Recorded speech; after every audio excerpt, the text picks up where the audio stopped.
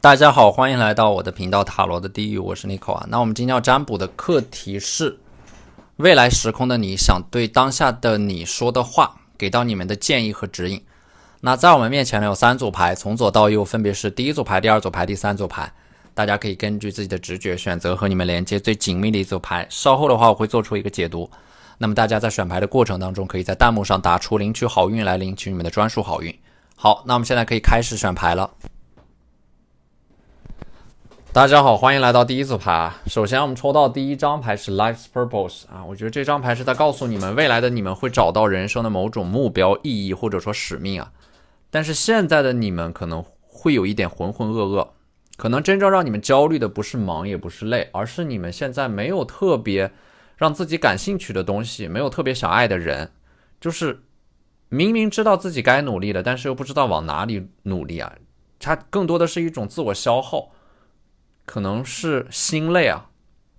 它是有一种浑浑噩噩的迷茫。但是呢，你们要相信的一点就是未来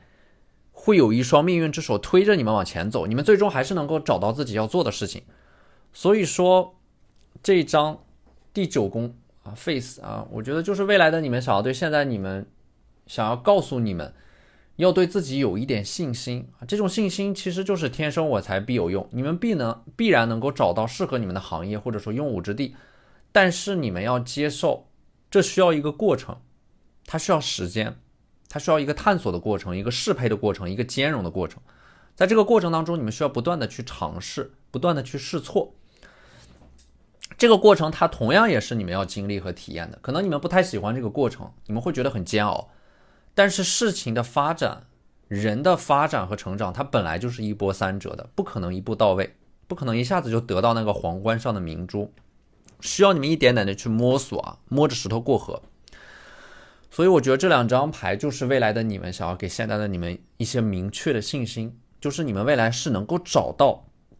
真正适合你们的行业，或者说真正找到你们想做的事情的。但是另一方面，他也希望你们能够耐心一点，时间会给你们答案的。那么这张牌 Provoker 啊，我觉得你们现在可能会有一点焦头烂额吧，因为这种各种各样的冲突啊、矛盾啊，时间被切割成无数的碎片，人际关系又有着一些摩擦啊，有一些生活的琐碎让你们被动的卷入其中，会有一种疲于应对的感觉。但是这个 Provoker 我觉得也是想要提醒你们，就是你们现在所经历的每一个冲突和矛盾，它都能够帮助你们成长。因为每一件事情的发生，它都有正反两面，但是你们要更多的看到一件事情它给你们带来的一种正面的启示和反馈。你们要在潜意识里面暗示自己，凡事发生皆有利于我，即使你们讨厌的事情，它也能够在试图教会你们什么，你们都能够从中汲取到养分。这样的话，任何事情都能够让你们成长，这样你们会以一个最快的速度去摆脱这种琐碎的重复的生活，然后进入到人生的下一个阶段。这个 Scorpio 啊 Transform 啊，你们未来的人生还会有一次巨大的改变啊，这种变化可能会导致你们性格或者说价值观、人生的方向都发生一次突变。还有就是你们未来的人生其实是非常有戏剧性的，它有着某种偶然之中的必然的机缘巧合，会让你们踏上人生的另一条路。这张牌也是在告诉你们，不要定义自己，也不要预设自己的人生路线啊，要时刻的拥抱变化，接受变化。就是你们未来的人生会具有非常强的可塑性，不要现在就把自己未来的人生道路给定死啊，就时刻做好准备，让自己变成另外的一种人，过上另外的一种生活。你们拥有这种能力，你们可能也会选择一条很有人会走的路，但是你们会下定决心一路走到底啊！这种坚定的意志会帮助你们冲破阻碍，未来的你们会到达一个理想的彼岸。其实他还是在尝试着给你们一些信心和加持啊，给到你们一些内在的力量吧。这张力量牌就是你们未来会拥有某种力量啊，它更像是一种能够主导自己命运的从容，就是未来的你们是能够去主导自己的命运的，去选择一种自己想要的生活。所以说力量牌和权杖七啊，你们未来会找到某种能够让自己安身立命的职业，而且呢，这个权杖七可能还会和未来的能够让你们依靠的某个伴侣有关。力量牌它象征的是一种独立，这是你们未来要实现一种或者会实现一种彻底的真正意义上的经济独立。而他就是想要告诉你们，你们想要独立的这件事情是无比正确的，因为只有独立了，你们才能够选择自己的人生，按照自己的方式去生活，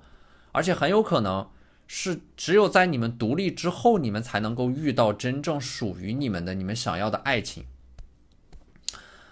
所以说，尽管你们现在要选择一条独立的人生道路，看起来面临着阻力重重，但是它值得你们这样去做，就是未来的你们会很庆幸你们选择了一条更难走的路，但是它是更值得的。你们在未来会得到更多，收获更多，拥有一种更从容的惬意的人生。所以说权杖七就是你们的身后有一个靠山，也就是说未来你们能够找到一个能够支持着你们、陪伴着你们的人。那么这张牌也是在告诉你们，不要放弃寻找那个对的人，你们要有这样的一种信念，这个人是存在的，他并不是虚幻的，他会在未来的某个时空出现，你们只要大胆的往前走，你们的勇气、智慧还有你们自身的理想会帮助你们定位这个人，识别这个人，也会让这个人看到你们，看到在你们自己的世界闪闪发光的你们的这样的一个足迹啊！你们就是两个人是在各自的人生轨迹上其实是互相双向奔赴的，只有在某个点你们才能够真正意义上的相遇。这就是追求自己想要的人生的意义，因为你们在追求自己想要的人生的过程当中，也会遇到那个和你们志同道合的人。而这个星币9呢，我觉得未来的你们的话，想要告诉现在的你们，不要被当下的生活给困住，也千万不要委屈自己。就是如果你们现在生存的环境特别的压抑和逼仄，那么就离开。星币9就是对应的是未来的你们会生活在一个开放的、包容的、接纳的环境当中，这意味的是你们必然有一个生存环境的变化，只不过是从一个环境去到另一个环境，它需要巨大的勇气，它需要你们拥有这种勇气去选择自己想要的生活。而且未来的你们也想要告诉现在的你们，不要刻意的去委屈自己，不要为了任何人去妥协，牺牲自己的计划和想法，一定要为了自己而活。权杖3呢，我觉得未来的你们想要告诉现在的你们，就是不要逃避竞争，要敢于去争取到自己想要的东西，敢于去争取自己想要的利益。这种竞争的心态会让你们未来变得越来越好，越来越强大。你们的性格是属于那种遇强则强的类型，所以说权杖3也是未来的你们想要告诉现在的你们，不要让自己躺平，也不要让自己逆来顺受，而是一定要努力的去争取到自己想要的生活。这种主观的能动性会对你们未来人生的发展非常非常的重要。魔术师的话呢，要保持一种学习的姿态和习惯，坚持去学习，坚持去思考、复盘、总结。魔术师他其实是对自己人生要有一种非常负责的态度，就是不要去荒废自己的时光，就把自己的每一分每一秒都利用起来。这种良好的学习习惯和不断思考的习惯会让未来的你们非常的受益。而且呢，可能你们会有一种功利主义吧，就是会觉得现在自己要学的一些东西，它可能不是在当下就能够100%派上用场的，但是它会在未来的时空当中以一种意想不到的方式帮助到你。就像我刚才提到的，或者说就像未来的你们想要对现在的你们说的，凡事发生皆有利于你。其实你们学的任何一种东西，摄入的一切信息对你们都是有利的，会在人生的某个时刻帮助你们做出正确的决策和判断。但是不要以当下的一个角度去功利的判断它到底有没有用，你们只需要跟随着自己的感受去做你们认为对的事情就可以了。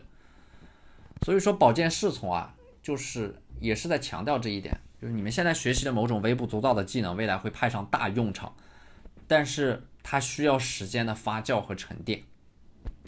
不要质疑自己的判断、选择和所坚持的事情，因为它更多的其实是一种命运的磨砺和考验，考验你们是否拥有坚定的决心。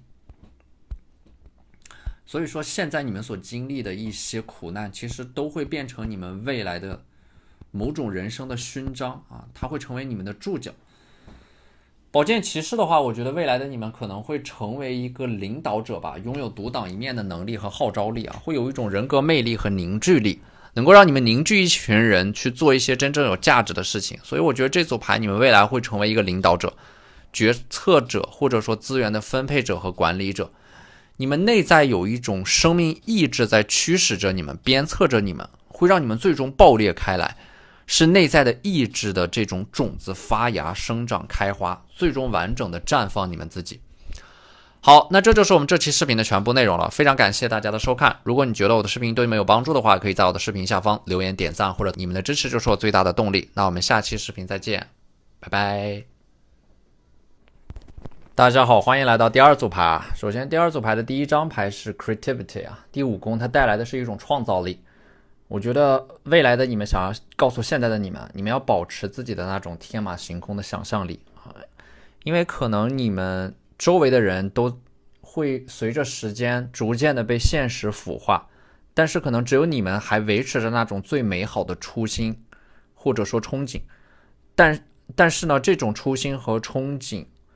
对于你们未来实现自己的梦想有着非常非常重要且关键的作用。你们未来可能会从事着某种艺术工作，或者说需要运用你们自身的创造力和想象力去产生出某种作品或者说内容的这样的一个过程。你们可能对于很多领域都有着广泛的兴趣啊，不要束缚和限制自己，只要是你们感兴趣的领域，你们都可以尝试一下。这张牌我觉得还有一种提示，就是你们一定要舍得花时间来亲手创造你们想要的生活。如果你们不这样做的话，你们未来可能要花大量的时间去应付那些你们不想要的生活。那么这个 creativity 我觉得就是要鼓励你们敢于去想，敢于去憧憬，敢于做梦，敢于向宇宙下一个大订单。不要觉得自己对于未来的憧憬是不切实际的，也不要觉得自己的命运是注定的，因为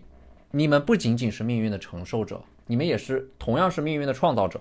我觉得你们身上可能有着一种未经世俗污染的生命力吧，甚至这种生命力能够让你们逆天改命。所以这组牌我们抽到的这个12宫啊，它带来的是一种逃离，就是未来你们会逃离某种单调的重复的生活模式，可能是逃离某种原生家庭，逃离某种人际关系，逃离某种琐碎的生活。你们的人生伴随着逃离，才能够彻底的从枷锁和禁锢当中解脱出来，被释放出来。第4宫啊 ，First House Roots 啊，你们的人生可能会在经历了一个不断的漂泊之后，最终在某个地方定居下来，找到自己要扎根的地方或者说领域啊。这张牌其实它对应的也是一种长期主义，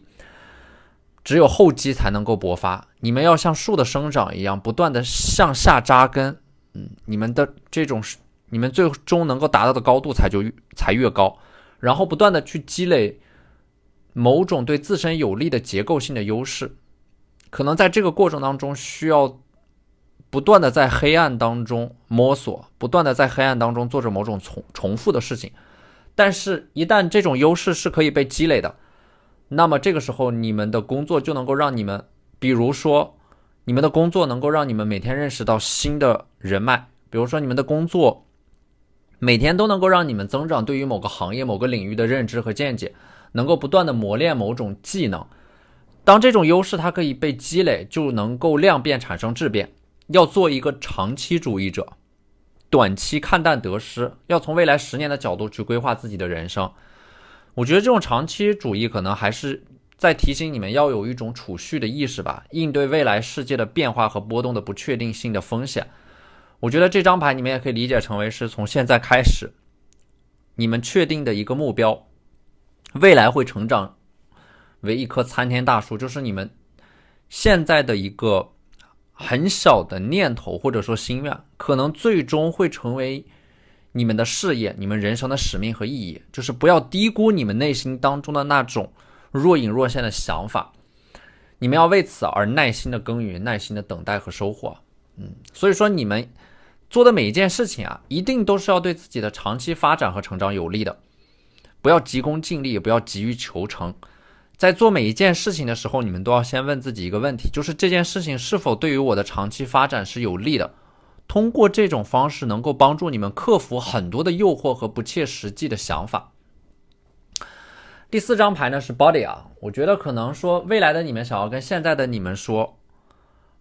一定要保护好你们自己的身体，身体健康是革命的最根本的一种资本啊。他可能说未来的你们想要感谢现在的你们在做着某种正确的事情，戒掉了某种不良的生活习惯，让自己拥有一个健康的体魄，这个会对你们未来实现自己的梦想有很关键的作用。所以说这张牌也对应的是你们未来会因为自己的某种良好的生活习惯，可能说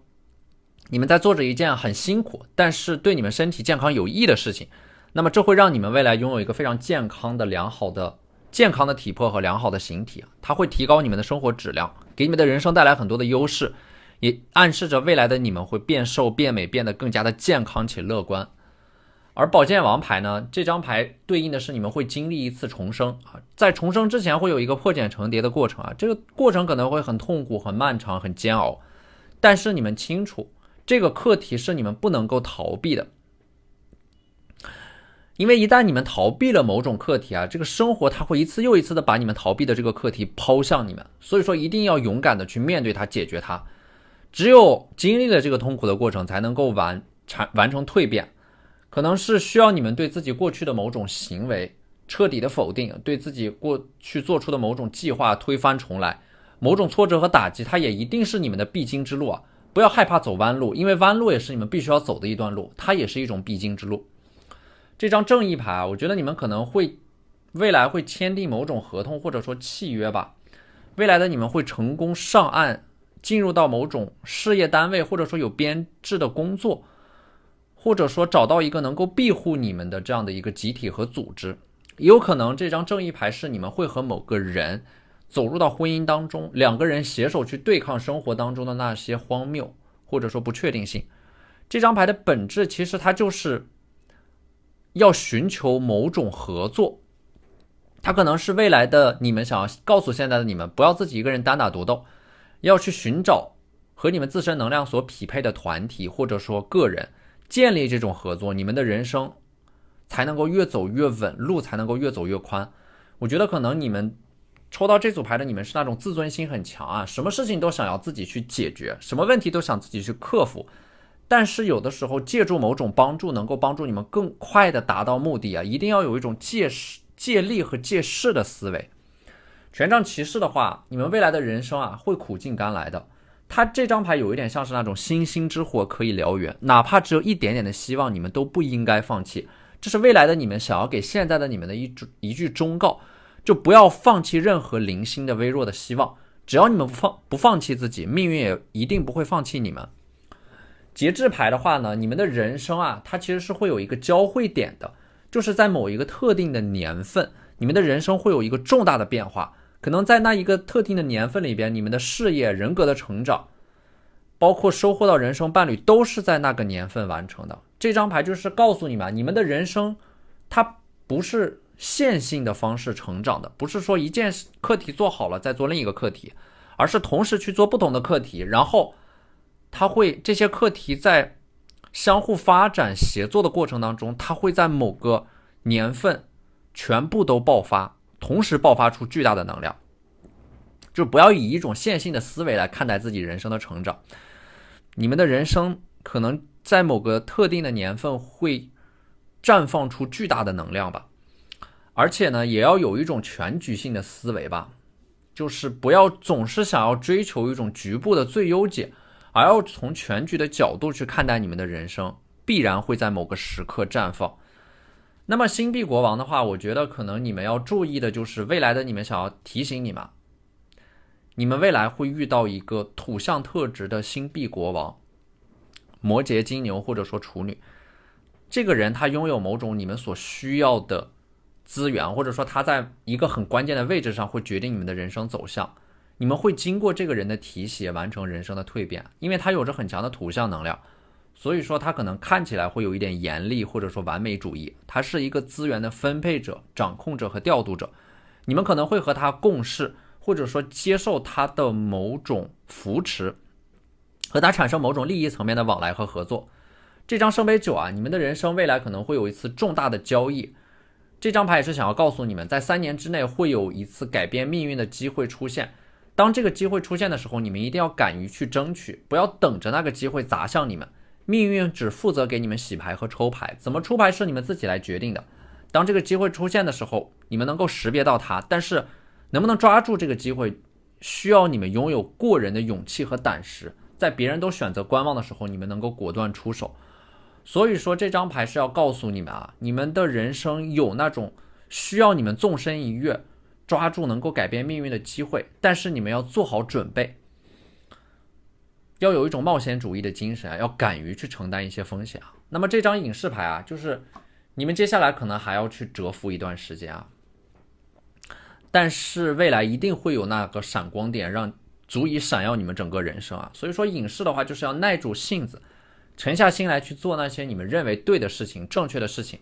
你们的人生必然会经历一个默默无闻的阶段，在默默无闻的做着某种正确的事情，在默默的酝酿着什么，积累自己的原始资本，然后等待时机成熟，再去一鸣惊人。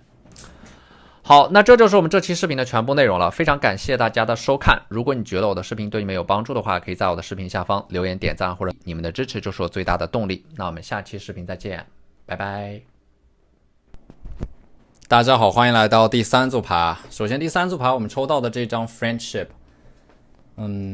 我觉得是想要告诉你们要和这个世界保持一种良好的互动啊，要有意识的扩张你们的人际关系，然后用时间沉淀下来的才是那些真正值得你们维系的友谊。我觉得我们在这个世界上的本质啊，某种层面上就是我们社会关系的总和。所以说未来的你想要告诉现在的你，多和这个世界保持一种良性的互动，建立和这个外部世界建立的关系越多，我们自身也会得到一种更强的认同感、价值感和身份感，也能够得到更多的资源和机会。所以年轻的时候有机会的话，就多交一些朋友，保持一种沟通的习惯，会对未来的你们的发展很有帮助。第2张牌是 Anger， 可能说你们要保持一种愤怒吧。其实这张牌的话，看你们怎么去理解。我觉得可以把这张牌理解成为是要有一种愤怒的能力，就是不要让所有人都觉得你们很好说话，你们要有一种能够掀桌子的能力或者说勇气，同时也要学会拒绝那些你们不喜欢的人和事。同时你们要学会表达和释放自己的情绪，不要什么情绪或者说不要任何的负面情绪你们都把它压抑起来。所以说这个 anger 的话，我觉得它并不完全是一种负面的这样的一种情绪吧，就是你们的这种愤怒可能反而在一些事情上能够加速它的进展，当你们尝试着表达出自己的情绪和态度之后。所以这是未来的你们想要和现在的你们说的一句话，就是要保持你们自身，或者说要拥有一种敢于被讨厌的勇气，并且要学会表达自己的观点，甚至表达自己的愤怒，这其实会让你们的人生少很多的内耗。所以我觉得这种愤怒啊，它可能在另一种层面上也是对自己的一种鞭策，就是保持对于现状的不满足，不断的锐意进取，然后才能够突破自己的舒适圈。第3张牌是 Adventure 啊，它是一种人生的冒险啊，就是我觉得你们可能需要拥有一种敢于去冒险的思维或者说意识，这种冒险精神能够让你们得到更多的命运的馈赠。而第4张牌呢是 Balance 啊，它是维系一种平衡，更像是维系一种微妙的平衡，不要走极端。无论是人生的选择，还是在自身的情绪和管理上面，你们的身体里边可能存在着几种截然相反的矛盾的力量在彼此冲撞。你们在成长的过程当中要完成的一个课题就是平衡好这些力量。我觉得 Balance 它其实是你们最终会达成一种自我和解，达成一种自己和命运和自己的在成长过程当中的一些缺陷，包括原生家庭的一种和解，你们最终会化解人生的某种冲突，重新回归到一种平衡的状态。所以说在你们人生的后半个阶段，我觉得你们可能会拥有一种弹性又坚韧的生命态度，稳而有序的情绪状态。对于现实还有理想的平衡的这样的一种把握，你们会拥有一种笃定和力量，在生活的天平上，你们会悟到平衡和万物共存的这样的一种融合力啊。所以说，这个 balance 就是想要告诉你们，去尝试着达成这种平衡，和自身首先你们要和自身达成一种和解，因为我们和这个世界的关系本质上是我们和自己关系的一种投射。所以说，当我们和自己达成和解之后，我们和这个世界的关系也就产生了和解。那么圣杯3呢，暗示着你们的命运当中会有3次足以改变人生的机会这也是未来的你们想要对现在的你们说的，就是你们的机会会有很多，不要因为一件事情没有做好，或者说错过了一个机会就感到无限的懊悔。什么时候开始都不算晚就是甚至可能你们真正足以改变命运的那个机会它还没有出现。所以说圣杯3的话，就是你们的人生会有3次转折点和变盘点。而圣杯王后呢，我觉得她是一个水象特质的女性贵人，可能会在你们人生的转折点帮助你们人生完成一个巨大的蜕变她是一个水象特质，对应的是巨蟹、天蝎或者说双鱼。这个女性贵人是能够教给你们一些为人处事的道理怎么去处理人际关系，或者说你们能够从她的身上继承到一种处变不惊、临危不乱的从容能够从她的身上继承到某种智慧。所以说圣杯女皇她可能是在某个行业当中，她是一个人际关系的枢纽你们能够通过这个人认识到更多的人。所以说这个人他不仅仅是在你们的人生成长当中对你们的人生观和价值观有影响，可能你们还会因为他作为一个人生的枢纽，从而认识到更多志同道合的朋友。而世界牌的话呢，我觉得它是未来的你们想要告诉现在的你们，不要让自己待在一个很小的舞台上，一定要走出去，不要待在一个一直在束缚和压抑你们的环境里边，一定要去到更大的世界、更大的舞台。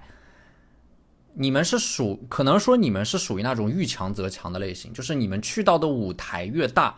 世界越广阔，你们的能力被释放的也就越充分。